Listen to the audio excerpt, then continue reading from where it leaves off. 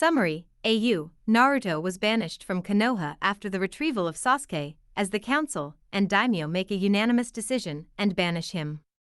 Temari finds him in a small merchant village in the Land of Wind in a condition worse for wear and on the edge of committing seppuku, and takes him back to her village as Naruto becomes a Suna shinobi and Konoha regrets ever letting him go. What will the adventures unroll? Konohagakure no Sato. Uzumaki Naruto, the hyperactive knucklehead ninja, was walking towards the lofty village walls of the Hidden Leaf Village, an unconscious Sasuke slung atop his shoulders. He was the last one of the retrieval squad sent to retrieve said Uchiha to return, and even though he was bleeding profusely while barely hanging on to his consciousness, he was grinning like an idiot. He had accomplished his mission thereby fulfilling his promise. After all, Uzumaki Naruto never went back on his word, this time being no exception. As the gates to the village became visible to his glittering azure orbs, his injuries were finally cloaking their veils over him to the limits of his bodily endurance, prompting him to ultimately fall down on the ground with a thump, completely unconscious. Meanwhile, Temari was walking on the path leading to the Leaf Village. Her ever-present battle fan was slung on her back like usual, and the white battle kimono she donned was draped to her curvaceous figure, held onto it firmly with a red belt tied to her waist in a knot. Her hair trussed into her usual 4 ponytails, most found it unbecoming of a young female such as herself, mainly since it downplayed heavily on her looks. But to a kunoichi as serious as she was, it was a necessity. Looks didn't help you in battle, and they sure as hell never came in handy during shinobi affairs. She was taught that the hard way many times in the past. Her teal eyes caught 2 silhouettes lying there on the ground, unconscious, and she immediately rushed to them. Shikamaru had been taken by the medics ahead of her. In fact, the lazy genius had been adamant to get back to the village ahead of her, as soon as he possibly could, and she could relate to his worries on that subject. Seeing her baby brother, who she hadn't ever even suffered so much as a scratch through almost all his younger life, lying half dead on the ground after his battle with Naruto, she had never felt so troubled as she had right then. So, in short, she could relate to the pineapple-haired genin wanting to get close to his fallen squad mates as soon as humanly possible. Crouching down, she flipped over the Uchiha to make him face up. Her trained eyes instantly traveling and focusing over the spiral-shaped wound scarring his chest. Even though the high-degree burns were clearly evident on his chest, she could discern with a mere glance that his wounds were in no way life-threatening. So, putting that thought to the side, she gently placed him aside and turned all her attention to the second victim lying by his side. She didn't even need to turn him to realize that he was on the verge of death. The blood pooling underneath him in a puddle was proof enough, staining the ground crimson. Instantly rushing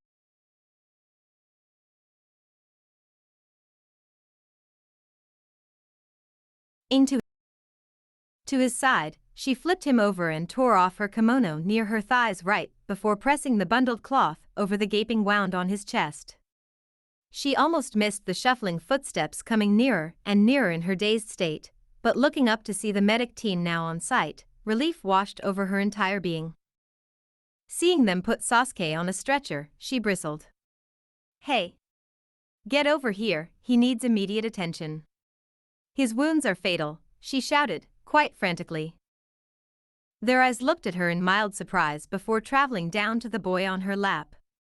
Instantly, much to her added anger and confusion, those eyes turned cold. "Uchiha-sama is injured, can't you see? Plus, he is much more valuable to the Leaf than he will ever be." She glowered over him, but the men didn't budge so much as an inch in their stances. "We have our orders and we must follow them to point," they answered her curtly. Before she could so much as raise a word of protest, they were off to the village with an unconscious Sasuke now in tow. "Those idiots," she hissed. Looking down, her anger was replaced with worry. The blonde boy's condition seemed to be worsening each passing second. Her white clothes were drenching themselves in his blood, but she could care less about such trivial things right now. Cradling him up and placing him delicately over her back, she started jumping back to the Leaf, intent on getting him there herself now. But feeling her back now dripping in his elixir of life, her heart skipped a beat. "Hold on now, you idiot, I'll get you help. Don't you die on me," she whispered worriedly, feeling his breaths turning fainter by the minute. Her feet started picking up their pace as branches started blurring beneath them in a daze. It seemed like hours before the foliage finally ended, and she was rushing through the surprisingly unmanned gates of the village, straight to the hospital with a face of sheer urgency. Rushing in through the hospital doors, she slid to an abrupt stop. "I need help here," she spoke out loud, earning surprised looks from the staff going about their businesses there. Seeing the patient slung on her back, nurses started rushing close to her in a jiffy. "Please hurry up, he is in critical condition." "This is an emergency," she pressed desperately, earning understanding nods from the nurse. "I understand that, miss," the nurse said reassuringly, now finally getting a good look at the bruised and beaten face of said patient. But catching a glimpse of those sun-kissed hair and whisker marks on his cheeks, even her eyes turned frosty. "I'll go and see if any doctor is free, please wait right here," she said. Her voice was all too calm now, a bit too calm for Temari's tastes in fact. Temari growled, helplessly watching her walk away without a care in the world. "What the hell's the matter with these people?" she growled, boring holes in the retreating nurse's back. Was she the only one who was seeing how serious Naruto truly was?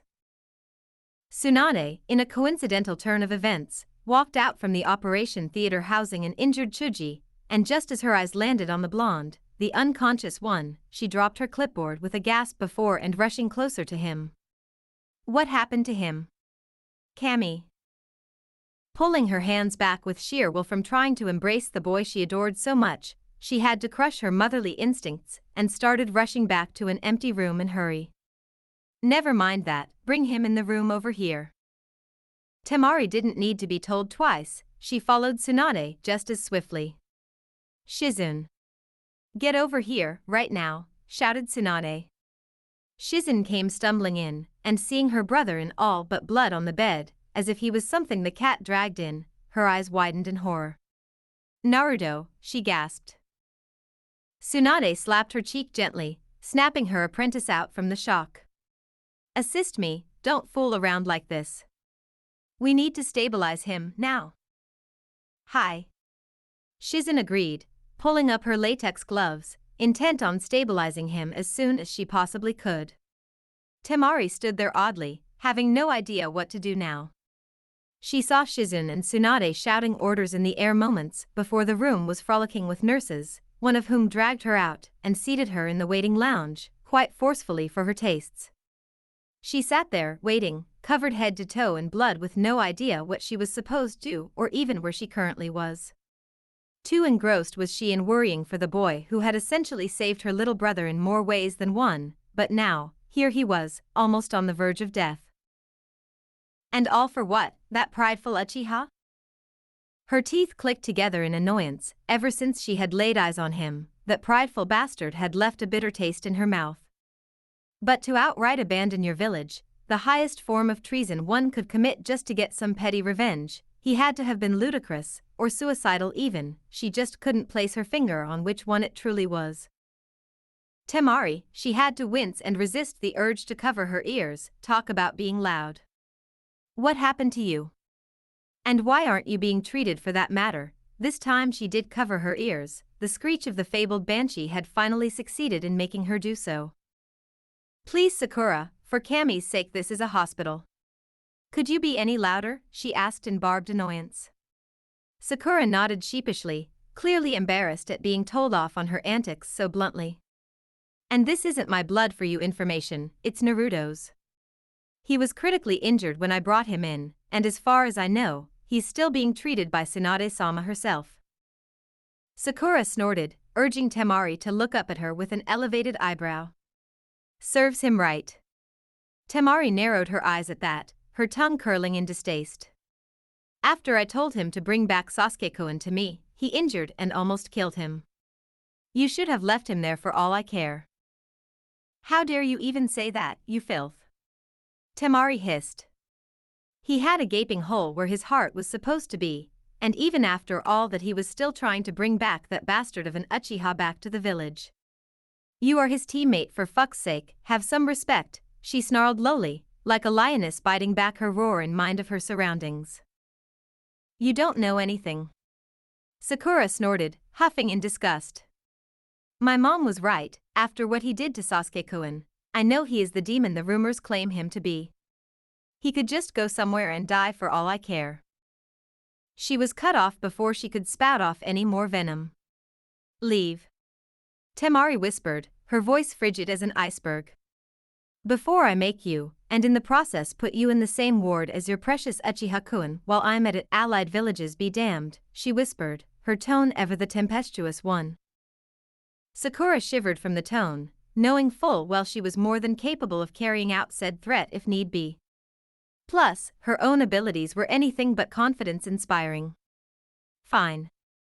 Stay here for the demon to wake up then, I couldn't care less, she huffed again and walked away, leaving an irate Suna heiress behind. Taking deep breaths to calm herself down before she threw a tantrum, Temari sighed. Temari, what's wrong? Turning around with a start, Temari was met with a familiar pair of teal eyes, her eyes softened seeing them. What has you so riled up, sister? A monotonous voice asked. Everything's fine, Gaara, nothing for you to worry about, she assured him half-heartedly. Gaara nodded, knowing full well she was lying, but also knew that she must have had to have her own reasons for doing so and left it at that. Temari was glad he didn't probe any further, even if the thought of ridding the face of the earth from the plague of one bubblegum-haired banshee was much too tempting. She decided that in the end, it just wasn't worth it. Then why are you covered in blood? He asked, as monotonous and stoic as ever. She looked down to herself, only now realizing how she was appearing to others around her. It's not my blood, her answer made Gaara curious. Did his sister kill someone too? Improbable, not impossible, he thought. The idea was tempting though. It's Naruto's. He went stiff as a board hearing that. His eyes widened in disbelief. Is he all right? He asked. Even as cold as he was, even Temari could see the urgency in his eyes. Small wonder for her brother to act that way after what Naruto had done for him, she mused. She nodded an affirmative. Tsunade-sama is treating him at present. I heard from her his healing is inhumanely fast, and add to that her skills, she'll have him out of harm's way in no time, she assured him soothingly, and it worked. He nodded, trusting her enough on this. We must head back to the village then, he said. Her heart skipped a beat for some odd reason. She didn't want to leave, not yet. The village council has called back all shinobi we have at our disposal at once. They must take a decision on what the next course of action for our village will be. She wanted to argue, not knowing why, but in the end said nothing. She knew full well as to why they, or more specifically he, was being called back. The village was weak and distraught at the moment, so they must have their ultimate weapon at their disposal to show their strength in front of any and all who may think of taking advantage of Suna's weakened state right now. Even if she loathed it with all her heart, it was what it was. Nodding vehemently, she got up and walked out to head to the changing room. She needed to change her clothes with the spares she kept for such times after all, and even if a tiny part of her heart made her glance back again and again back to the operating room behind her, she trudged her way out without another word. Duties came first after all. 6 months later. A small civilian village in the land of wind. Walking down the barren streets in the scorching afternoon of this desert village was one Temari Sabaku. In her hands were a bundle of papers, some supply orders she was assigned to get signed by one of their merchant traders. Letting her eyes trail up to the sky while covering them with her hand for a failed attempt at shading them, she sighed. I'm hungry, she whined. It was nearly lunchtime, and apart from some water in the morning, she was apparently running on fumes by now. I need something to eat, and I need it now. Those damned merchants did negotiate hellishly if she were to be honest, but she wasn't so inept as to give in to their demands without slicking her way through it. Stopping outside a shop with a start, she saw a familiar crown of golden tresses clad in an orange jumpsuit hauling crates here and there. She smiled, almost going in to go and slap his back in a happy greeting, almost. There was certainly something odd about him, to say the least. Now that she looked a bit closely, his clothes were stitched in several places, and on top of that, they were tattered even more. They were barely even passable for a wage-working civilian laborer, much less a full-fledged shinobi. Dread coiled in her heart like a snake, there was a feeling of melancholy around him. But the thing eating away most at her heart was the one object she couldn't quite see on his person. His headband. Walking behind a corner to an alley, she kept an eye on him from afar, her hunger lay all but forgotten now. She saw her going up to the merchant, retrieving some coins, which she surmised as payment for his services. As little as it was all she could make of it at present. He walked out into the roads, she followed him, still from afar. He stopped at a ramen stand, and for the life of her she couldn't help the fond smile that lit up her face. That boy could inhale ramen, that much she knew from the time she had spent scouting out the details of all the participating genins 7 months ago. But for some reason or another, he was just staring at it with a faraway look, as if he were troubled. But much to her shock, he walked away from it without so much as a back glance. Even if she wasn't sure of her scouting memories during her time from the Chunin exams, she was pretty damn sure about hearing of his legendary thirst for ramen broth was something else. It had been the talk of the village at that time, apparently. He never, and she did mean ever, walk away from a ramen stand even if he was dying, that was absolute. But she digressed, for now at least, and watched him walk up to a fruit stand to buy 2 pomegranates. Then he walked into a store and came out with a sealed bottle of water in hand. She followed him from the rooftops, taking extreme care to not be seen by anyone around her, especially him. Following him into an empty alley, she sighed in relief at how surprisingly shady and cold it was, much to her relief, and watched intently as he leaned against a wall to his back and slid down tiredly. She watched him bite hungrily into his fruit and gulping down half his water bottle afterwards. Sitting still for a few minutes, she eventually saw him lie down and usher into sleep. Deciding she had seen enough already, she walked up to him and shook him awake. Waiting for him to gather his senses, she took this time to run a closer inspection on him, while she was at it. Now that she was within arm's length to him, she could see no traces of baby fat that once sat proudly on his cheeks the last time she had laid eyes on him. But seeing his half-lidded baby blue eyes eyeing her in honest confusion, she frowned.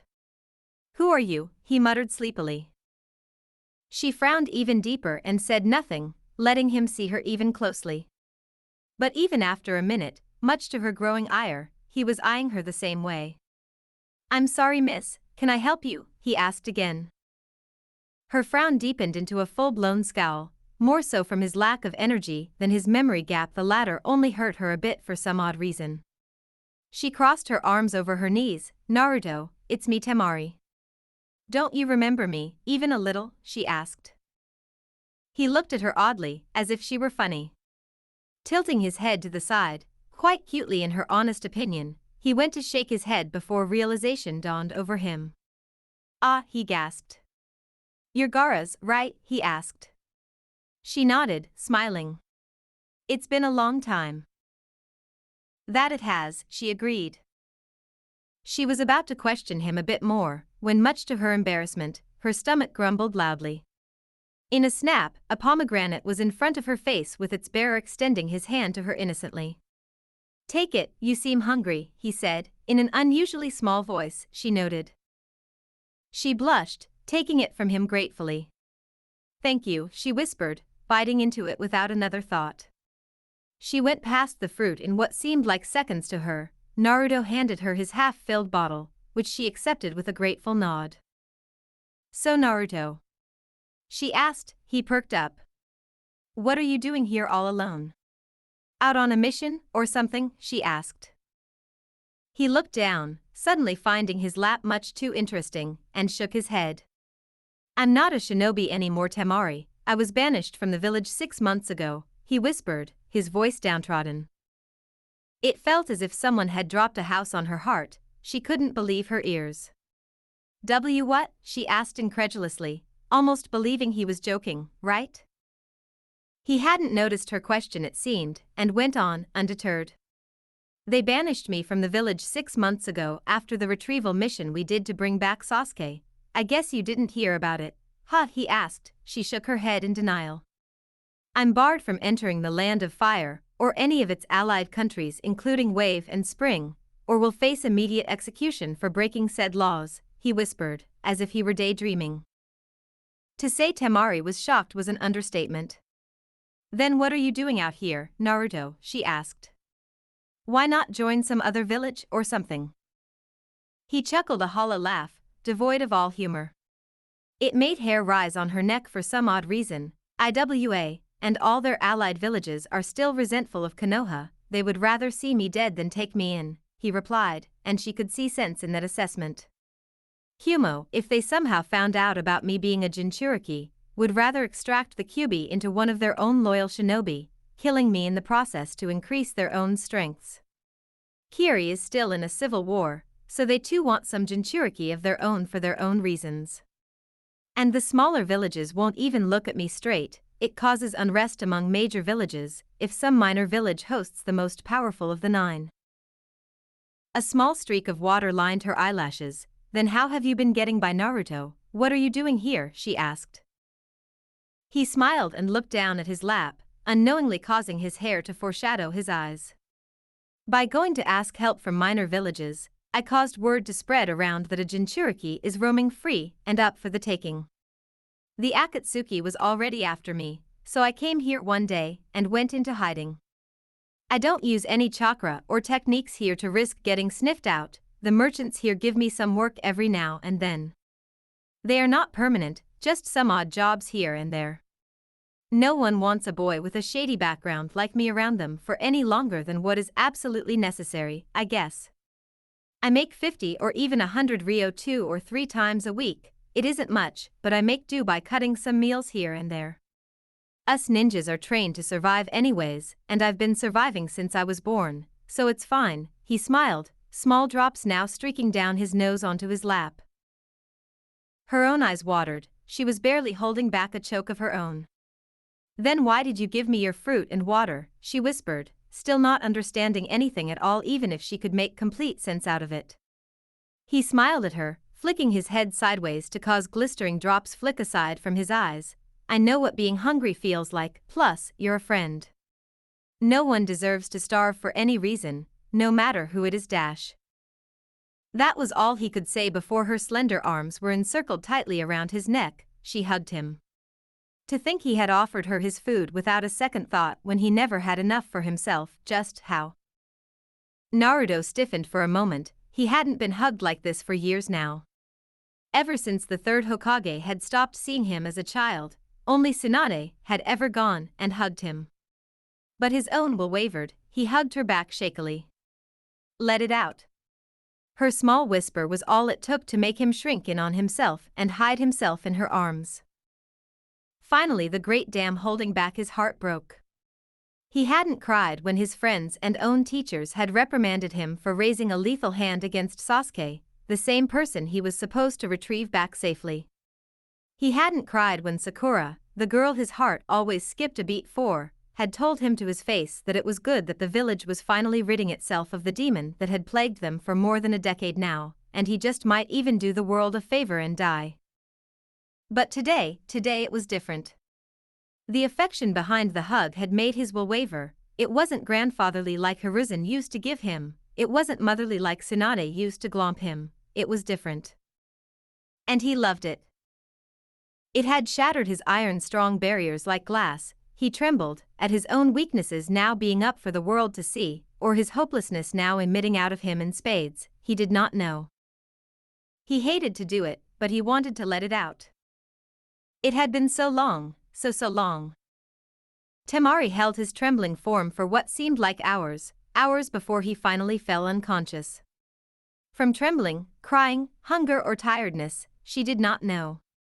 All she knew was that he had needed to let it out, and she was glad it was her shoulder he had trusted to do it on. Lifting him up the same as she had done months ago, she instantly noticed the lack of weight bearing down on her from last time.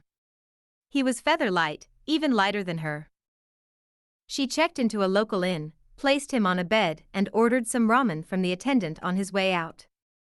Zipping down the fastener holding his jacket close, she took it off of him gently, being extra careful not to wake him up by accident when he finally looked so peacefully happy.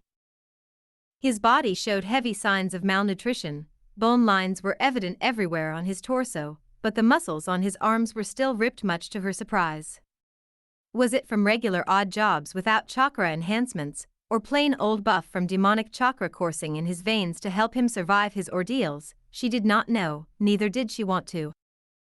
She shook him awake after an hour later, when the lunch finally came, and sat by his side. Naruto groggily opened his eyes, feeling a soothing hand brushing his hair lovingly, and teal-green eyes looking down at him in what seemed to be in pure adoration. "Temari?" he asked. Sitting up, he looked around and regained his bearings, only to grow even more confused seeing his unusual surroundings. Why was he in a room? Was she here to capture him too? Suddenly, a steaming bowl of ramen was pushed onto his lap, courtesy of a fondly smiling Temari. "Eat up," she said. He perked up in surprise. "I took your lunch, so it's only fair if I pay you back, right?" she asked coyly. He looked at her, his eyes flashing innocent confusion. She folded a pair of chopsticks into his hands and gave them a squeeze of assurance. "Eat," she whispered softly. He was hesitant. After all, it was just not right to take a full meal in exchange for a single fruit, was it? But he had no idea when he might chance upon such an offer next time. "So, thank you," he whispered, and dug in, being extra careful not spill or waste any noodly goodness whatsoever. Temari sat there, her cheek plump in her palm as she watched him eat with gentle eyes. Quite honestly, she was saddened at the look in his eyes. It almost seemed as if that bowl was the most precious thing to him in the world right now, but what burned her the most was that she was right, and she knew it. He finished the bowl in no more than a minute. She could see he was still hungry, as she had expected him to be, and pushed a new steaming bowl onto his lap. "Go on," she said. He nodded, almost going in for another bite before he stopped and looked at the bowl warily. "Is it poisoned?" he asked. She frowned, not at the small voice he talked in, or even the suspicion he had just forced over her, but from the point that he didn't even seem the least bit concerned over what she was about to answer him. "No," she whispered honestly, giving his hand a gentle squeeze. "It isn't poison, Naruto, trust me." He nodded, not meeting her eyes in the least. Her soft voice made his heart twist strangely, and he didn't like it, not one bit. She handed him a glass of water, one that he drank slowly before she wiped off his face with a tissue, as if he were the child, and she the mother. Involuntarily, a soft yawn snaked past his lips, his eyes drooping from being lounged on such a comfortable bed after sleeping his days away on the rock-hard ground for months on end. Always having to keep your eyes and ears peeled for thugs on the streets, or worse, the people after him, wasn't a thought that was currently present in his mind either. He was just tired. A hand gently pushed down his chest, forcing him to lay down his head on the pillow, when a soft sensation ran over his forehead. "Sleep now, you need the rest." "You're tired, right?" a cooing whisper told him. His lidded eyes looked unsure, but the weakness of months and the quiet comfort of bed finally overtook his vigilante senses. The safety of a place away from the harsh weathers of deserts with a roof on top to cover his head made him doze off almost instantly. But what finally did him in was the soft velvet-like hand that was rubbing his sensitive whiskers so tenderly. In a turn of surprise she hadn't expected, like an infant kitten, Naruto curled up into her arms and snuggled himself to sleep. "Idiot," she giggled. Leaning down on her elbow, her eyes just fondly watched him sleep in her chest like a baby, his soft purrs lulling her own eyes to sleep mere moments later. Naruto woke up, feeling quite possibly the best he could remember as far as his memory served him, only to see Temari cuddled up by his side. Her head was on his chest, both her arms hugging him like a bear while his own arm was wrapped protectively across her waist. He shook her gently. "Temari, wake up." Her teal eyes opened, realizing her compromising position, she blinked. "Naruto?" she asked. He nodded. Had it been anyone else, absolutely anyone else, she would have beaten them senseless while yelling obscenities. But seeing his eyes looking so honestly confused, even more so than her own, it made even her sleepy and extremely volatile senses melt. She sat up and rubbed her eyes off their sleep. "I'm sorry." I didn't mean to, it was unconscious, you know. Naruto mumbled. She nodded, already figuring as much. I know. He nodded back while she yawned sleepily. Plus, I have a habit of cuddling up to the soft toys I have in my room, so I guess I am to blame. She whispered. Realization struck her, horror overtook her entire being, and she jerked awake in disbelief, almost not believing what she had just unraveled to another person who wasn't her sibling. She looked at Naruto and blushed, half expecting him to outright laugh or making fun of her. Instead, Naruto just got up in an uncaring fashion and went to retrieve his jacket from the hanger. I'm sorry I bothered you so much. I must take my leave now, thank you for the hospitality Temari, he thanked her. She caught his wrist and pulled him back by her side, he eyed her in confusion. Don't go, she told him. Stay with me tonight. There's enough room for the both of us, see, she asked, motioning her arms around the room extravagantly. Naruto fiddled uncomfortably, he wanted to, Kami knew he wanted to. But was it safe for him, can I trust her, he thought. But seeing her eyes looking at him in nothing but warmth and concern, his doubts vanished. I have nothing to lose anyways, even if it's a trap, he thought. He was much too tired already, of life itself, committing seppuku in few days had been his plan all along, so what was there to fear now anyways? Even if it was a trap, why not just stay here with her in his last moments? Although it might have been fake, some care and concern in his last moments would be nice, right? All right, he agreed, and she beamed with a happy nod. Are you hungry, then, she asked, and got yet another shy nod. She got up to go out and order for room service before turning around for a moment. Naruto. She garnered his attention. Go and take a shower while I come back, there's some robes from the inn inside, so you can use them for the time being, he nodded, and she went out. Walking into the bathroom, he undressed and started working on washing his clothes. It was a force of habit he had from his childhood, looks like it might die with him, right? The idea itself was laughable, at least to him. Plus, water in the land of wind had always been quite scarce to begin with, so it was only natural that he had retained this habit, he supposed. But walking into the cold shower, it felt heavenly, he had to admit. The soap started lathering away as grime and sand started accumulating down his feet.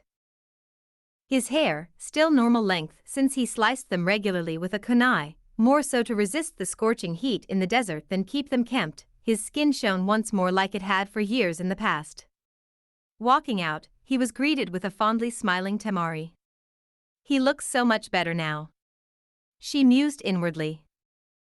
Gesturing her hand to the table, both sat on the dining table filled to the brim with food. Filling up a plate with ample amounts of rice before drizzling it with an extra load of curry, Temari gladly handed it to the gratefully nodding boy. Both ate in silence, Temari to gather up her mind while Naruto was much too interested in the food offered to notice her expressions. The attendant came and took the utensils away, leaving behind a couple of blondes shifting uncomfortably in their seats. Temari had no idea how to engage a conversation with him, while Naruto himself had no idea what to say. Had scarcely had anyone to talk to for quite some time, and even if he had, she was a kunoichi, while he was no longer a ninja anymore. He had no idea what to say, so he kept silent. Finally, Temari sighed. Naruto. She kept a hand on his lap to calm the surprised boy down. Can I ask you something? She asked softly. He nodded, not seeing any problems with it. Anything, Temari, I don't have anything to hide, you know, he replied earnestly. She smiled, patting his thigh reassuringly. What exactly happened after I left you at the hospital that day? Tell me everything. And so his tale began. Flashback. The esteemed chambers in the Hokage Tower housing the council governing the village, Tsunade tapped her index finger impatiently on the table. Unknown to herself, splinters rose and fell as her nail ground out the wood itself from the inhumane taps she was making on the timber. Even as masked as her veteran gaze was, she had a feeling of foreboding about this. An urgent meeting with these old coots was never a good thing, especially if the smirks that threatened to cover their faces were anything to go by. Koharu, being the most influential one here, decided to start the proceedings. Hokage-sama, we called this meeting to inspect the reports handed in by all squad mates sent to retrieve Uchiha Sasuke. Especially the reports concerning Uzumaki Naruto, she started. Bile rose in her throat. This wasn't looking good, I'm sorry, but with my medical duties I haven't had a chance to go over those reports. Even still, what did you wish to discuss? She suppressed her fears and masked her poker face on. Genin Uzumaki used 2 taels worth of demonic chakra of the 9-tailed fox, and lost control over it to the point of almost killing Uchiha-sama, the victim he was sent to retrieve, his teammate, and by proxy a leaf shinobi, all because he wanted to show him who the best among them was. Koharu finished. Tsunade's eyes were downright murderous. I've seen both their injuries, and let me tell you, Naruto's injuries were far more grave than what that Uchiha had. How can you claim he lost control just like that? Where is the proof? She retorted. In a surprising turn of events, that could be attributed to the inherent skills and genius of the Uchiha. No, asked Danzo. He aced the academy, possesses the revered Sharingan, and fully matured it in battle with Uzumaki. Had it been anybody else? He left the threat hanging. Murmurs reverberated around the quiet chambers like buzzing bees. Tsunade. Hamura fixed his glasses wisely. The council has deemed the boy an advent threat that must be suppressed now, he explained. Seeing almost no rebuttal, instead a handful of smiles, Tsunade bristled. He is no threat. We do not have the Mokuton anymore, neither do we possess the knowledge and sealing abilities of our past 3 Hokages either. Do you truly believe you could suppress the full might of the 9 tails all on your own if need be, Tsunade? Asked Danzo. Tsunade glared, but said nothing. As much as she loathed to admit it, that damned cripple was right. Even still, she protested. Genin Uzumaki will be banished. That is the decision of the council. Tsunade. Koharu cut her off. Tsunade, having had finally enough, slammed her hand down on the table with a bang. You make no decisions, fools, she roared. I am the Hokage.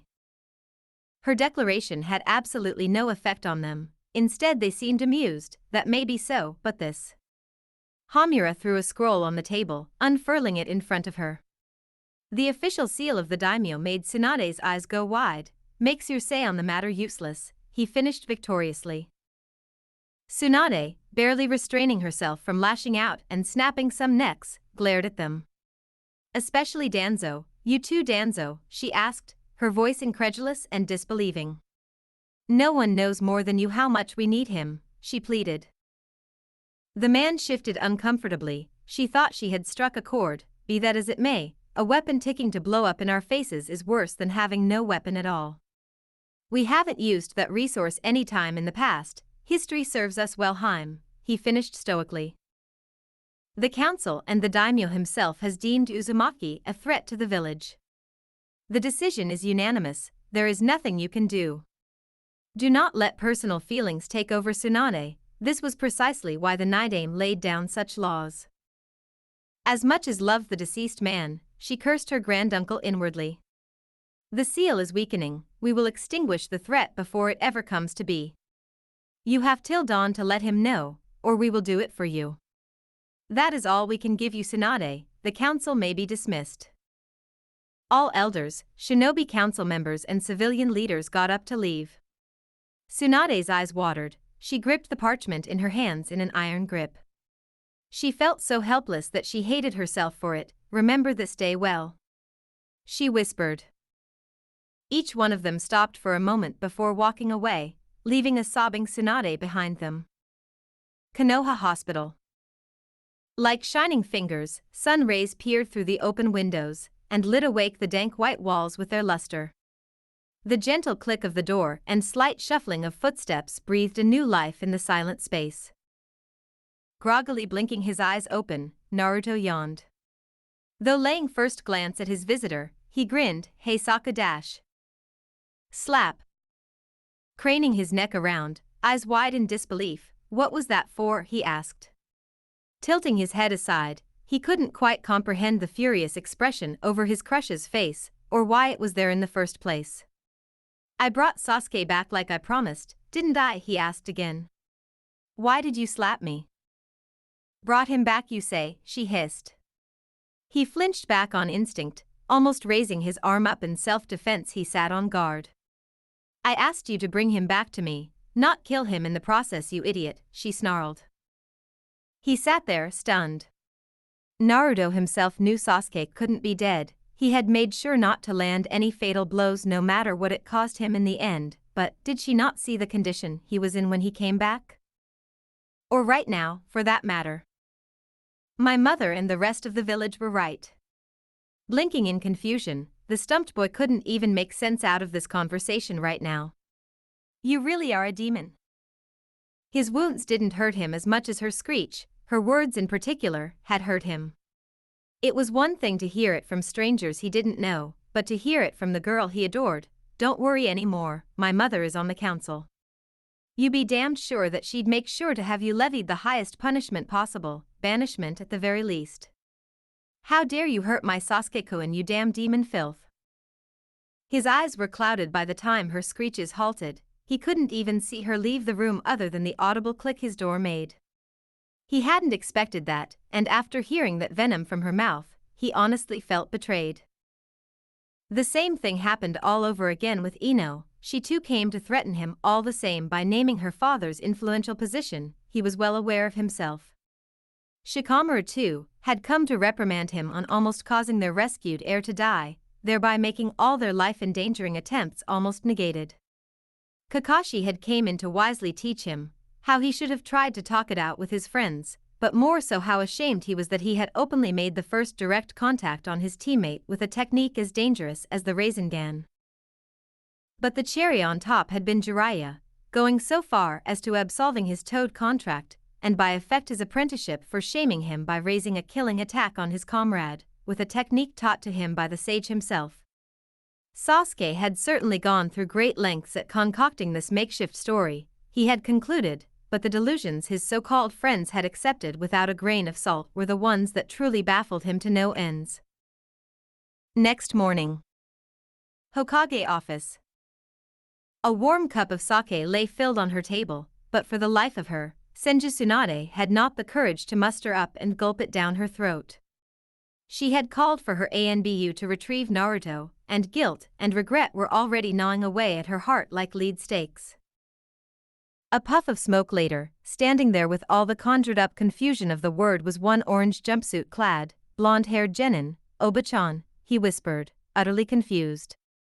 "Why did you call me out so early? I'm still tired from my injuries, you know. Can't this wait till tomorrow?" Seeing the innocence still lingering in those azure orbs, she all but muted out his adorable voice her heart couldn't get enough of. Steeling herself, "Genin Uzumaki Naruto, registration ID 17782, she said. Naruto straightened up, knowing what protocol had just been initiated with those words. This particular introduction was only used by the village leader in case a matter of utmost importance rose up, one that went as far as to delve out these guarded details known to no one but the Kage and their shinobi themselves. "Hi," he said, his voice serious and lacking of all its usual chirp. "Genin Uzumaki Naruto." With a sharp intake of breath, she started, "You are hereby stripped of your shinobi status, and hereby banished from the village hidden in the leaves for an undisclosed time." But why?" he whispered. "On the grounds of losing control over a power you had no control over, and effectively using said power to almost kill and or cripple a ninja you were sent to retrieve unharmed. You have been deemed a threat to the leaf, and by the order of the Fire Lord himself banished, effective immediately." His eyes welled up in unshed tears, the air itself felt thick and melancholic. "You may not enter the land of fire or any of its allied nations, the spring and wave included, lest you be executed without pending trial. By the powers bestowed upon me by the village laws, please hand over your headband." She pushed her hand forth, not meeting his broken gaze in the slightest. His hands shakily rose up and pulled out the object from his pocket, brushing it with his thumb for a lasting moment, while memories of how he had achieved it flashed through his eyes. he placed it on the desk along with another object that made Tsunade's heart shatter in a million pieces. I won't be needing this anymore either, Tsunade-sama. Pulling back his mask to hide his emotions, the necklace he had won fair and square was returned to its owner with a sad smile. Hearing him call her so formally had been the last straw. Tsunade broke down into a heap of sobbing mess. When do I leave, Tsunade-sama? He asked, voice hollow as an empty shell of paper. 2 hours, you have to. She told him, her voice cracking in choked sobs. Her trembling hands cradled the two objects as if they were her own heart, which wasn't further away from the truth as one might expect. I'll be taking my leave then, he stated. Her eyes went wide. Wait, Naruto, she blurted out. He eyed her vehemently. Pulling out an old wooden parchment out from her drawer, she handed him the antiquity-looking scroll shakily. Sarutobi-sensei was supposed to hand this over either when you turned 16 or became a jonin. After his demise, I was entrusted to the task, she told him, watching in slight envy how his eyes glazed over in fondness hearing that name. It is supposed to contain your parents' legacy. No one can open it besides you. It is linked to your blood and chakra specifically. She couldn't say no more, for it was all Naruto could hear before he had snatched it off her palms like a starved predator. You knew them? He asked her. She shook her head, almost shivering how icy his voice had been.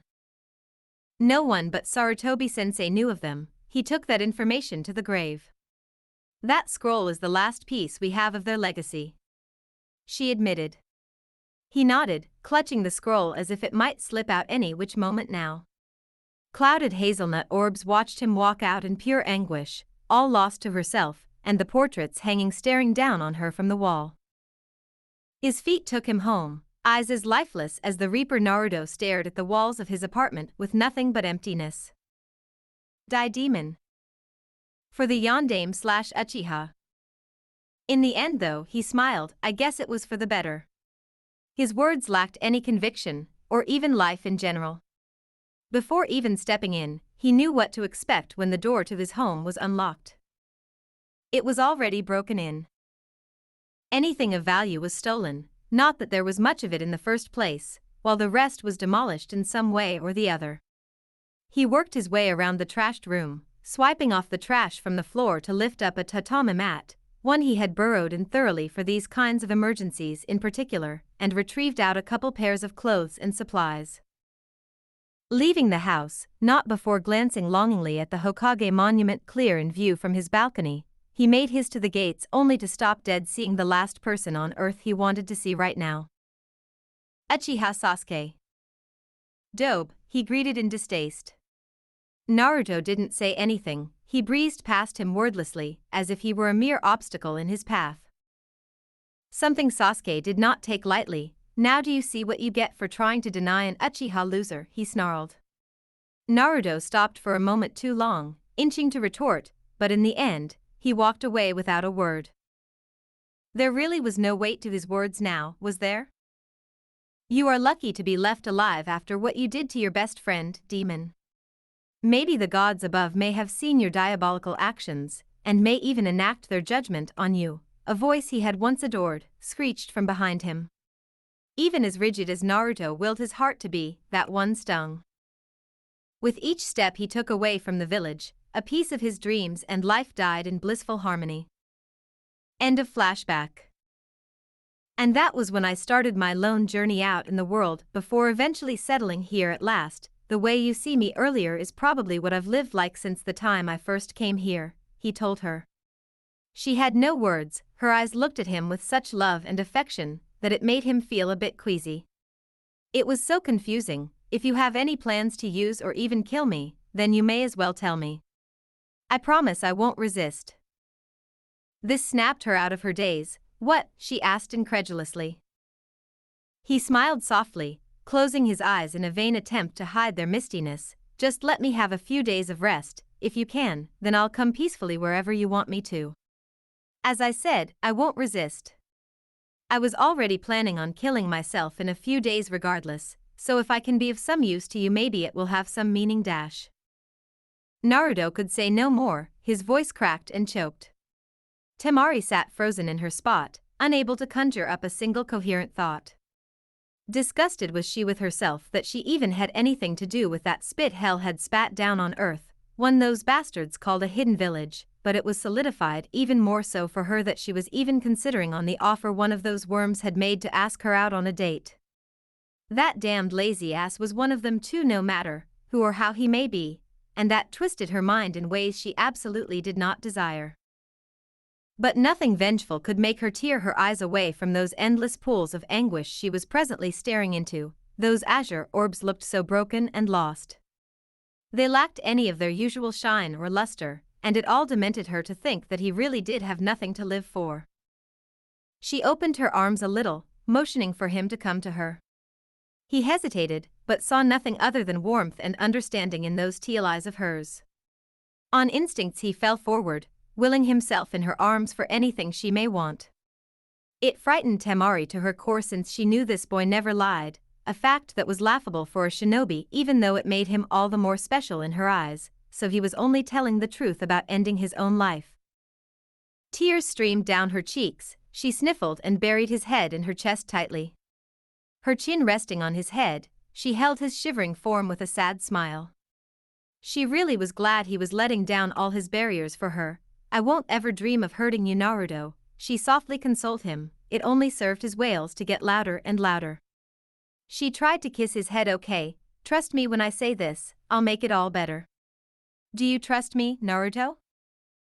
He only nodded, too engrossed was he in absorbing all this affection she was showering him in. It was the only thing he craved for, not money, not luxury, not even food or attention. All that his body craved now was love. He snuggled in her arms, eliciting a giggle from the girl, who was more than happy to let him be comfortable and calm himself down. She did not know how long she held him before his cries eventually died down into sleepy little purrs. His body needed all the rest it could get after all those months of strain. She knew that it had to have endured so much just for the primal need of survival. A week could take its toll on a ninja, a month or two was what veterans were hired for. He had endured this hell for almost a year. She pulled him down with her under the sheets, and just for that moment, in her tight embrace, she hid him from the entire world.